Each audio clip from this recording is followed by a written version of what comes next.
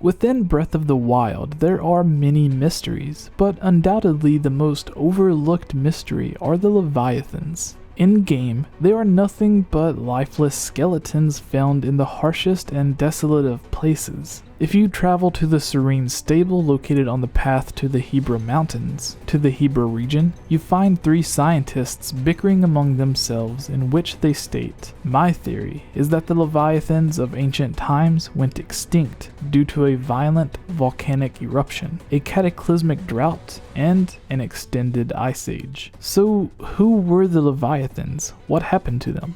And have we seen them before? But before we speculate, we must first recall everything that we know about them. Officially, a Leviathan is a biblical creature found in the Hebrew Bible, specifically the Book of Job, Psalms, and Isaiah. They are compared to dragons and serpents, but the word is now used in modern day as a term for a great whale or a sea monster in general. Similarly, in Zelda, Leviathans are a rare race of giant beings. While they are not always found in the sea, their structure heavily resembles that of a whale or a fish. The first time in the timeline we see what appears to be a Leviathan is actually in the very beginning, Skyward Sword, which has 2 cases. Firstly, with Levias. At first, Levias is being controlled by the giant-eyed parasite, Bilicite, and you must destroy it to speak to Levias. The one thing we know for sure about Levias is that he is close to the gods,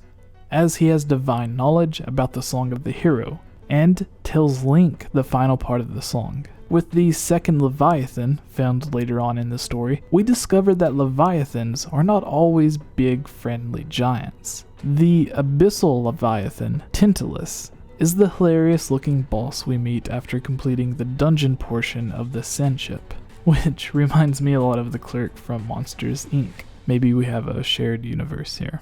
Anyways, when talking to Fee, she describes it as a tyrant of the ancient seas. We can speculate that this Leviathan is merely just any other sea creature, and lacks intelligence unlike the other we meet in different titles. The next time we meet what looks to be a Leviathan is in Ocarina of Time and Oracle of Ages. While we aren't 100% sure that Jabu Jabu is officially a Leviathan, he definitely looks the part, with his similar whale-like physique similar to Levias. And Jabu Jabu is even described as the patron deity of the Zora race. So the Zora look at him in the same status as a god. Then we have Jabun, found in Wind Waker, who is speculated to be the descendant of Jabu Jabu due to their similar names, musical scores, appearance, and the fact that Jabun knows the ancient Hylian language, which was spoken in Ocarina of Time. If this is indeed true, that may also make Jabun a Leviathan. Following on from Wind Waker, we have everyone's favorite entry in the series, Phantom Hourglass, where we meet the Ocean King, a deity who creates its own world, the world of the Ocean King. Link and Tetra are both brought here by the ghost ship, and time seems to pass differently in this realm compared to their own, which is made evident when Link and Tetra wake up on their ship, and Tetra makes a fuss about her crew not coming to rescue her. It's at that moment when a crew member then tells them that they were only gone for mere minutes. And the final Leviathan-like deity we see in the Zelda timeline is the Windfish, who is integral to the story of Link's awakening. The whole game takes place on an island that is the product of the Windfish's dream.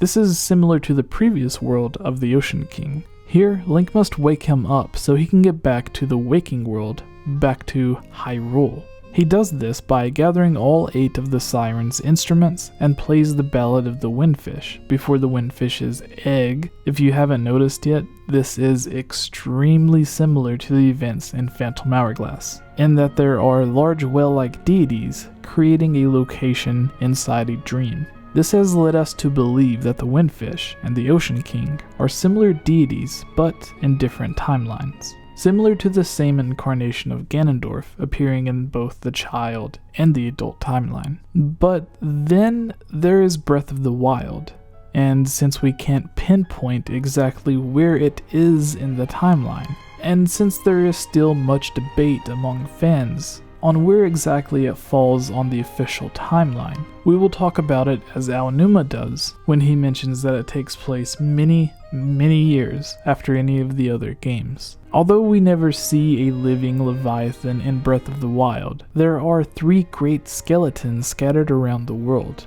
It is stated that there was an event many years ago that caused their extinction. For the sake of time, let's call this the Leviathan Event. While the other scientists are arguing about how they went extinct, one claimed there was a drought, the other a volcanic eruption, and the last an ice age. In truth, all 3 of these theories hold merit, which has led us to believe that all 3 events actually occurred. This would explain why the Leviathan's remains are found in locations that match the disasters: a desert, a volcano, and a snowy mountain. Now, who were the 3 fossil Leviathans found in Breath of the Wild? Before we tackle that, however, I would like to address an opinion that I have heard on more than one occasion. Some believe the Leviathans are related to the 3 dragons due to their likeness in numbers.